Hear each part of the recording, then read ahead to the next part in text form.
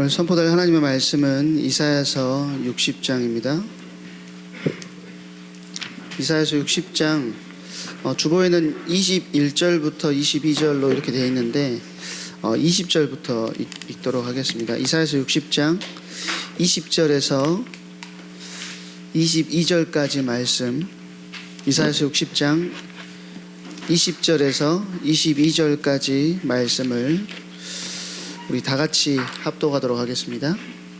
같이 읽겠습니다. 다시는 내 해가 지지 아니하며 내 달이 물러가지 아니할 것은 여호와가 내 영원한 빛이 되고 내 슬픔의 날이 끝날 것임이라. 내 백성이 다 의롭게 되어 영원히 땅을 차지하리니 그들은 내가 심은 가지요 내가 손으로 만든 것으로서 나의 영광을 나타낼 것인즉 그 작은 자가 천명을 이루겠고 그 약한 자가 강국을 이룰 것이라. 때가 되면 나 여호와가 속히 이루리라. 아멘. 약한 자가 이루게 되는 강국, 약한 자가 이루게 되는 강국이라는 제목으로 하나님 말씀 증언하도록 하겠습니다. 시험을 치르고 있는 친구들도 있을 것이고 시험을 다 끝낸 친구들도 있을 것이고 이제 이번 주에 시작하는 친구들도 있을 줄로 압니다. 얼굴색이, 얼굴빛이 다 달라요. 시험을 끝낸 사람은 해맑아요. 이제 뭐가 와도 괜찮다. 중간 치고 있는 사람은 잘 보고 있으면 여유가 있고 좀 상태가 좀 심각하다 하면 여유가 없습니다. 그리고 지금 시험을 앞두고 있는 사람들은 표정이 좋지 않습니다. 그 긴장된 기분을 느껴본 지 너무 오래된 것 같아요. 저는 한 20년 된 것 같은데 20년이 뭔가요? 여기에는 또 음악을 하는 친구도 있고 또 체육을 하는 친구들도 있죠. 다 각자의 분야에서 여러분들 도전하고 움직이고 있는데 지난주에 한 친구와 잠깐 이야기하는데 아직 시험 보지도 않았는데 목사님 망했어요 그러더라고요. 야, 아직 시험 기간도 남았는데 무엇이 망했냐 그랬더니 이번 시험은 보지 않았어도 망한 것 같다는 생각이 든다는 거예요.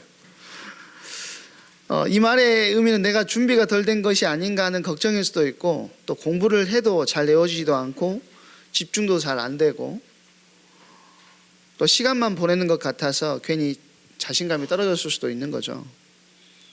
그럴 때면 우리 안에 드는 생각이 뭐냐면 나는 너무나도 연약한데 어떻게 이걸 다 하지?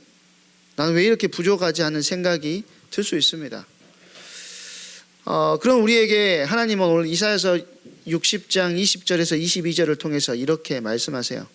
작은 자가 천을 이루고 약한 자가 강국을 이룰 것이다.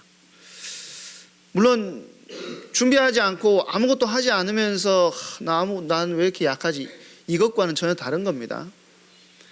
여러분들에게 제가 항상 말씀드리는 거는 하나님께서 여러분들에게 주신 자리에서 여러분의 맡은 바를 최선을 다하면서도 나의 약함을 느끼는 경우들이 있다라는 거예요. 자, 그런 상황에 있을 때 저와 여러분에게 하나님께서 주시는 말씀이 작은 자가 천을 이루고 약한 자가 강국을 이룰 것이다라는 거예요.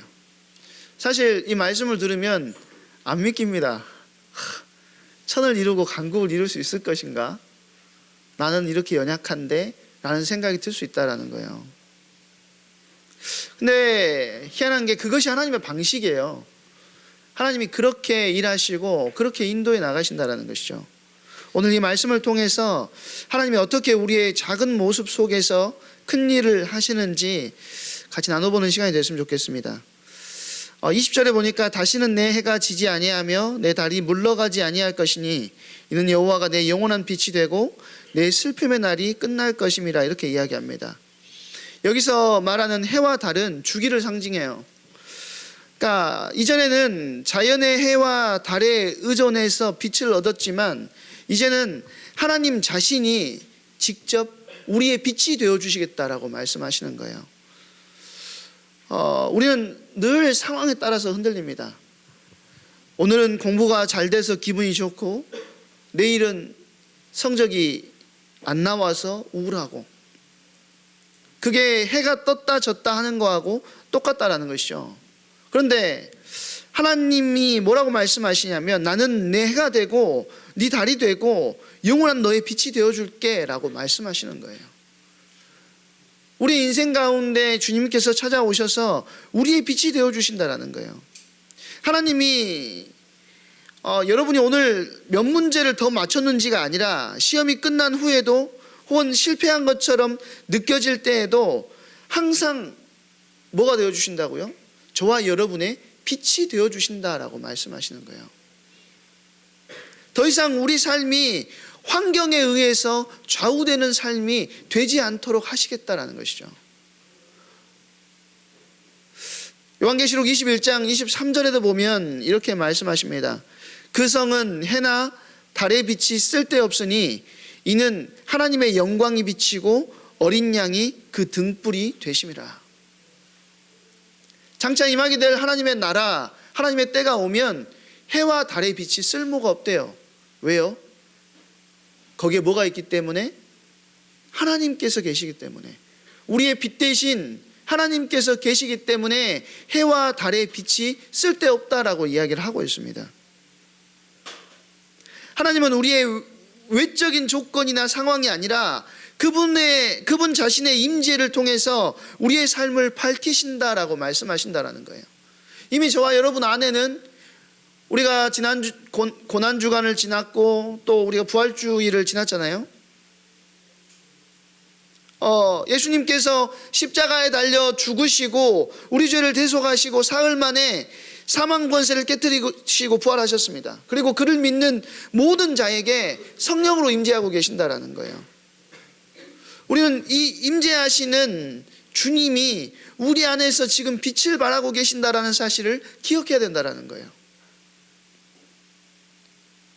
우리는 그런 생각들이 들 때가 있습니다. 나에게 내가 빛나는 때는 언제 올까?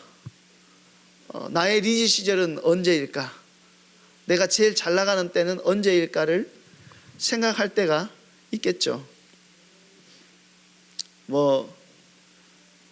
대학에 들어가면 그때가 오지 않을까?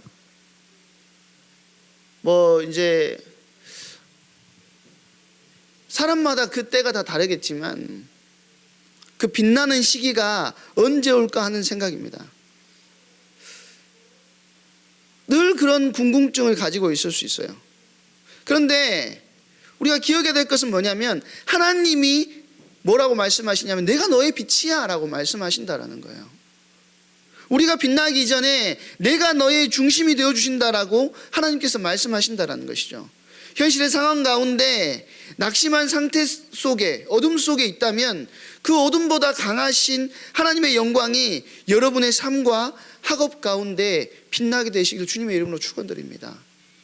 주님이 함께 하시는 은혜를 여러분들이 누리셔야 된다는 거예요. 여러분 안에서 이미 빛을 발하고 계시는 그분을 여러분이 먼저 확인해야 된다는 거예요. 성적 이전에. 저번에 고3 친구들한테도 말했는데, 맡겨버리다는 골이라는 히브리어입니다.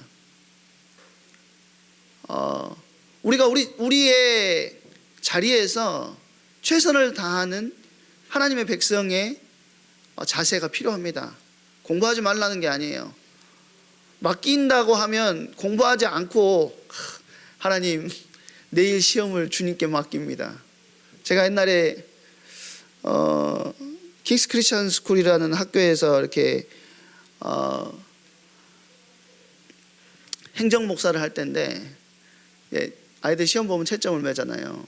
그러니까 중등부하고 고등부가 있으니까 채점을 매면 모르는 문제에는 예수 그리스도를 적어놨어요. 이것들이, 야, 문제에 답을 써야지 왜 예수 그리스도를 썼냐 이렇게 하니까 뭐라고 하냐면, 예수 그리스도 모든 문제 해결자라며요. 거기다가 예수 그리스도 틀렸어 이 자식아 이러면서 틀렸다고 했는데,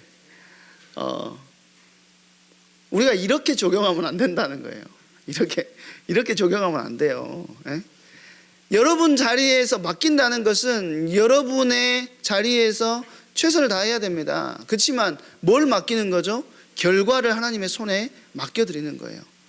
하나님은 선하시고 하나님은 온전하시고 하나님은 분명히 내 인생 속에 하나님의 일을 이뤄나가실 준비를 하고 계신다라는 거예요. 그 결과를 통해서 하나님은 하나님의 방법을 가지고 뭐죠? 모든 것이 합력하여 선을 이루는 자리에 여러분을 끌고 가신다라는 것입니다. 여러분의 미래까지도. 하나님을 향한 신뢰가 여러분 안에 있어야 된다는 것이죠.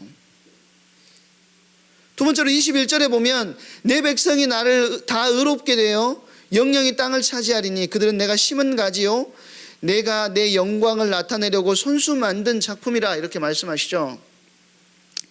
여기서 의롭게 되어라고 했는데 이 말은 우리가 단순히 도덕적으로 착한 사람이 된 것을 말하는 것이 아니라 하나님과의 관계가 회복되는 것을 이야기하는 거예요. 그분의 언약 안으로 다시 들어가게 된 상태를 이야기하는 것입니다. 하나님의 백성으로 거듭나게 되었다라는 것이죠. 지금 이 자리에 계신 여러분들은 예수님을 구주로 영접하고 하나님의 자녀가 되는 축복을 누렸어요. 하나님이 보시기에 여러분 안에 여러분을 보실 때 어떻게 보시냐면 여러분이 가지고 있는 죄성을 보시는 것이 아니라 여러분이 입고 있는 의의 옷을 통하여서 우리를 의롭다 칭하시고 우리를 의롭게 보신다라는 것입니다. 그래서 고린도후서 5장 17절에 보면 그런즉 누구든지 그리스도 안에 있으면 새로운 피조물이라 이전 것은 지나갔으니 보라 새 것이 되었도다 이렇게 말해요. 예수님을 그리스도로 영접한 모든 성도들은 그리스도 안에서 죽었기 때문에 이제는 자신을 위해 사는 것이 아니게 되었다라는 것이죠. 우리는 더 이상 이 세상에 속한 것이 아니라 영에 속한 것이 되었고 우리의 옛 죄된 본성은 그리스도와 함께 십자가에 못 박혀서 죽게 되었습니다. 성부 하나님이 그리스도를 일으키셨을 때 우리도 일어나서 새 생명 가운데 행하게 되었다고 로마서 6장 4절에서는 분명하게 이야기하고 있어요. 이것이 우리의 의롭게 된 모습이라는 것이죠. 우리가 의롭게 되었을 때 영영이 땅을 차지한다라고 이야기하죠. 하나님의 기업을 우리에게 주시겠대요. 저와 여러분에게 하나님께서 예비해 놓으신 하늘나라의 기업을 주시겠다라고 이야기하고 계십니다. 하나님의 백성으로 거듭나게 될 때 영원히 땅을 차지하게 될 것인데 여기서 하나님은 우리를 그냥 한 사람으로 보는 것이 아니라 하나님이 직접 만든 작품이다라고 말씀하세요. 우리가 계속해서 에베소서를 통해서 우리는 하나님의 걸작품이라고 말씀을 나눴었잖아요. 근데 오늘 본문에도 여러분을 뭐라고 하시냐면 하나님이 직접 만드신 작품이다라고 이야기를 하고 있습니다. 혹시 나는 왜 이 정도밖에 안 될까? 자책한 적이 있을 수도 있습니다. 저는 그거 굉장히 많이 하는 사람이거든요. 굉장히 자책을 많이 하는 스타일인데 다른 친구하고 비교하면서 나는 왜 이렇게 부족하지? 라는 생각을 할 수도 있어요. 저는 이제 대학교 가면 조별 과제를 많이 하잖아요. 조별 과제를 할 때마다 느꼈던 감정이 있어요. 우리 조는 왜 이렇지? 우리 조는 왜 이렇지? 그러니까 그러다 보니 제 안에 무슨 생각이 들었냐면 내가 그 조에 들어가 있기 때문에 우리 조가 이렇다라고까지 된 적들이 많아요. 아, 내가 안 되는 인간이구나. 내가 가는 조마다 지금 생각해 보면 그 조가 그냥 다 이상한, 다른 조들도 다 비슷했을 것 같아요. 근데 나는 그 조에만 있으니까 모르는 거죠. 내가 들어있는 조가 내가 들어있는 이곳이 나 때문에 이렇게 안 되는구나 라는 생각들을 했다라는 거예요. 그런데 하나님은 너는 내가 직접 심은 나무야 그렇게 말씀하세요. 내가 너를 직접 심었어 라고 말씀하신다고요. 그리고 너는 내가 만든 예술품이야 그러고 말씀하십니다. 우리 인생을 우리가 만들었다고 생각하지만 우리가 만든 인생이 아니라 하나님이 빚어가시는 인생이라는 것입니다.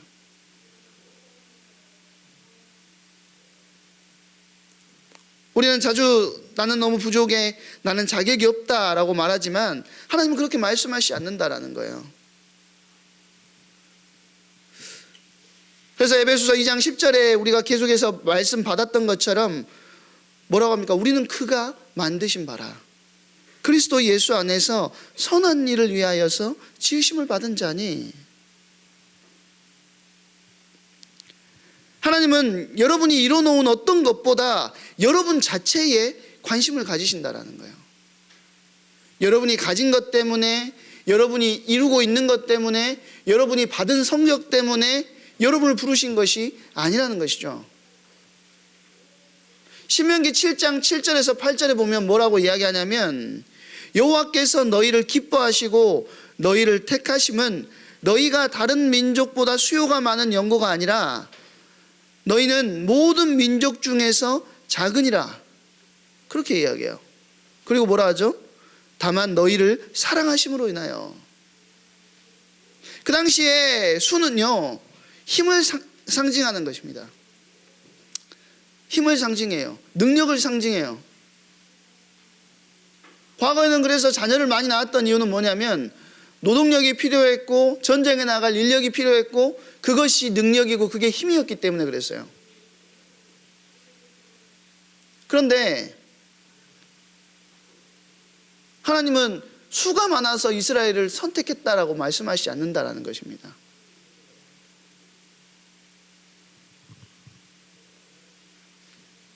하나님의 사랑과 은혜로 부름을 받았다라는 것이죠. 여러분이 이루고 가진 것 어떤 것 때문에 여러분을 부르신 것이 아니라는 거예요.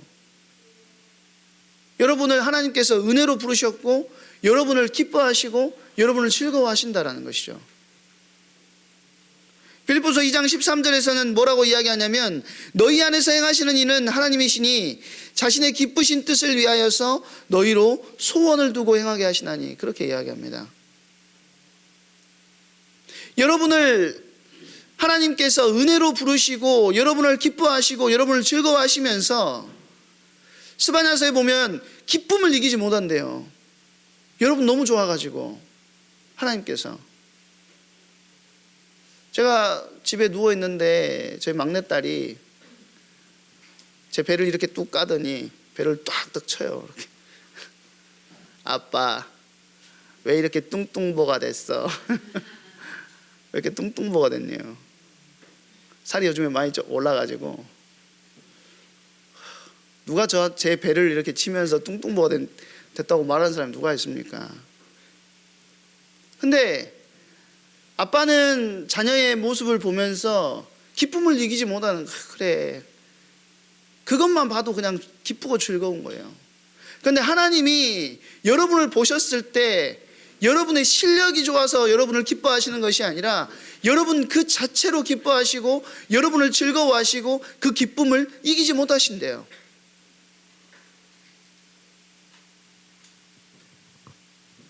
우리 안에 소원을 두고 행하게 하시는 그 하나님께서 여러분의 마음, 여러분의 성실함, 그리고 여러분을 통해서 이루고 싶은 큰 뜻을 여러분 안에 두시고 하나님은 지금도 여러분을 뭐하고 계신다고요? 빚어가고 계신다는 거예요. 조금 느리더라도 또 넘어지더라도 다시 일으키시면서 여러분을 빚어가신다라는 것입니다. 아이들을 키워보면 굉장히 빠른 아이들이 있습니다. 저희 첫째 같은 경우는 나대기를 굉장히 좋아하는 친구인데 제가 지난주 3부 예배 때 너무 부끄러워가지고 근데 혼자 가고 있는데 차 안에서 뭔가 한글 교육을 시키지 않았는데 그 친구가 처음 읽었던 글씨가 뭐냐면 나이트였어요. 밖에서 차 타고 지나가는데 아빠 저거 나이트야? 이렇게 물어보더라고요. 나이트가 어디 있냐 하고 봤더니 저기 있는 거예요. 걔는 뭐 제대로 뭐 가르치지도 않았는데. 근데 둘째는 엄청 느렸어요. 가르쳐도 안 되는 거예요. 가르쳐도. 얘가 어디 부족한가 싶을 정도로. 근데 시간이 지나니까, 그 시기가 지나니까 말도 하고, 그 시기가 지나니까 글도 잘 읽고, 그 시기가 지나니까 자기가 하고 싶은 것들을 해 나가더라고요. 조금 느릴 수 있습니다. 다 빠르진 않아요. 넘어질 수 있어요. 근데 그 속에서 하나님께서 여러분을 통하여서 여러분을 빚어나가신다는 사실을 잊어버리면 자꾸 여러분을 사단이 속인다라는 거예요. 네가 그래가지고 되겠어? 라고 하는 사단의 참소가 계속해서 여러분을 공격한다라는 것입니다. 하나님은 약한 자를 통해서 강국을 이루십니다. 22절에 이렇게 선언하는데 그 작은 자가 천을 이루겠고 그 약한 자가 강국을 이룰 것이라. 때가 되면 나 여호와가 속히 이루리라. 오늘 핵심 구절이죠. 작은 자가 누굽니까? 바로 우리예요. 하루하루 우리가 성실히 공부하고 있지만 두려움도 있는 우리의 모습이 공전해요. 내가 뭘 할 수 있을까? 그런데 하나님은 그런 우리를 통해서 천을 이루고 강국을 이룬다라고 말씀하시는 거예요. 약한 자를 통해서 강국을 이룬다는 말을 우리가 오해해서는 안 됩니다. 공부 잘하는 사람들, 흔히 여러분이 느끼는 잘난 사람들을 쓰시지 않겠다는 말이냐? 그 말이 아니에요. 단순히 우리가 체력이나 능력이 부족한 사람들을 사용하신다는 말이 아니라 수적으로 적고 외적으로 작고 보잘것없어 보이지만 사무엘상 16장에 보잘것없이 무시당했던 막내 다윗을 하나님께서 왕으로 세우셨듯이, 또 사사기 6장에 므낫세 지파에서 가장 작은 자처럼 보였던 소심한 기드온을 300명을 이끌고 군대와 싸워서 이기는 중요한 장군으로 하나님께서 사용하셨듯이 하나님께서 연약한 우리의 인생 가운데 개입하시겠다는 거예요. 하나님의 백성은 소수고 세상은 굉장히 커 보입니다. 사도 바울은 고린도후서 12장 9절에 보면 내 능력이 약한 데서 온전해진다라고 했습니다. 약한 자는 자기 힘이 아니라 하나님을 붙드는 사람을 말하는 거예요. 세상은 강한 자가 이긴다고 하지만 성경은 약한 자를 통해서 하나님의 능력이 드러난다라고 말씀하세요. 바울은 자신의 질병과 고난을 통해서 오히려 뭘 바라봤냐면 자신의 능력을 바라본 것이 아니라 하나님께 의지했어요. 하나님의 능력을 구했어요. 하나님의 인도하심을 따라갔어요. 특별히 이사야서와 스바냐서에서는 남은 자의 개념이 나옵니다. 수적으로는 소수지만 하나님께서 남겨놓은 자들이고 하나님께 끝까지 충성하는 자들이고 이들을 통해서 하나님이 구원의 역사를 이루어 가신다라는 것이죠. 남은 자를 통해서.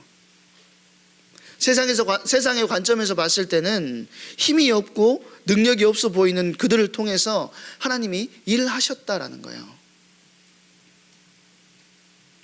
약한 자는 하나님 앞에서 자신을 낮추고 하나님만을 바라보는 사람들이라는 겁니다. 그게 약한 자예요. 이런 사람들을 통해서 하나님은 자신의 능력과 영광을 나타내시고 결국 강국, 하나님 나라를 만들어 가신다라는 것입니다. 여러분들은 약한 자입니까? 강한 자입니까? 내 능력이 기준이 아니라니까요. 내가 하나님을 바라보고 있느냐 그렇지 않느냐가 기준이라는 거예요.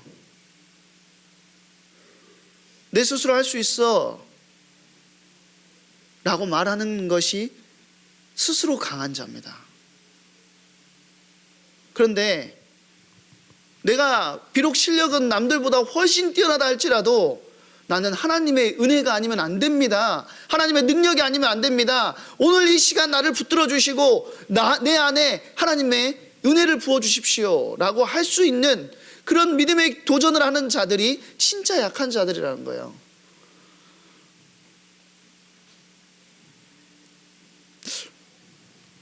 강국을 이룬다고 하니까 오늘 시험 점수가 높아지는 메시지를 주시겠구나.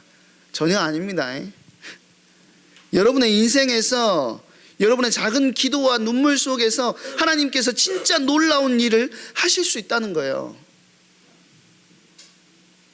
조금 전에 말했던 바울의 고백과 같이 내 은혜가 내게 족하다.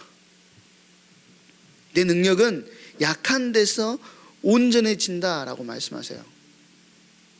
여러분이 약할 때, 여러분이 하나님의 은혜를 구할 때, 여러분이 하나님 앞으로 나아갈 때 하나님은 더 잘 일하실 수 있습니다. 왜요?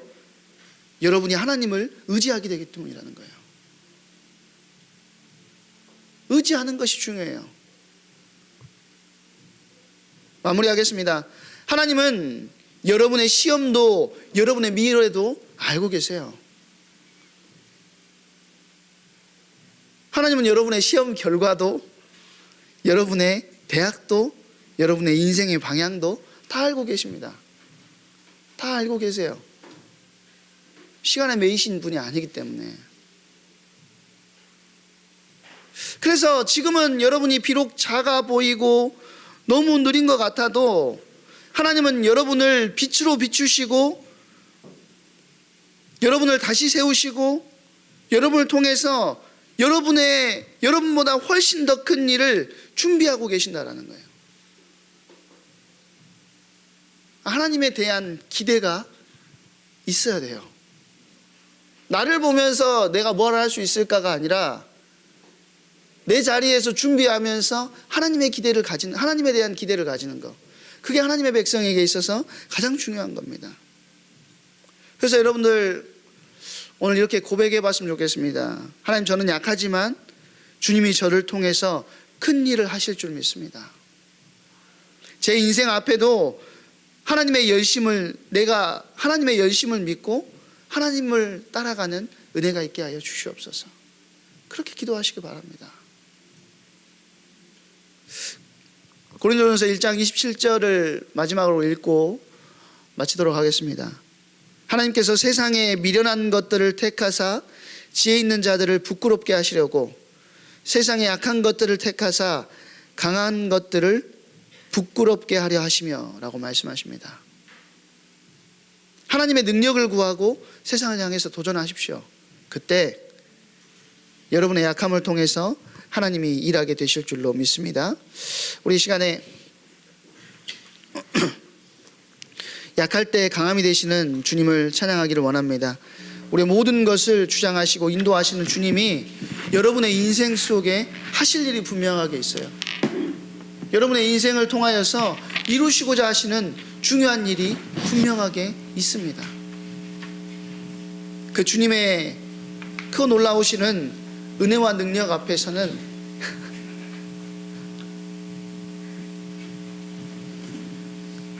역사가 우리 가운데 있어야 되겠습니다. 이 시간 우리가 약할 때 강함 대신에 찬양할 때 내 인생을 주관하시고 내 인생을 온전히 이끌어 가시는 하나님께 하나님 나를 붙들어 주시고 약하지만 저를 통해서 하나님 큰 일을 이루어 주십시오. 기도하는 마음으로 이 시간 약할 때 강함 대신에 찬양하는 시간 되었으면 좋겠습니다. 찬양하시면서 준비하시고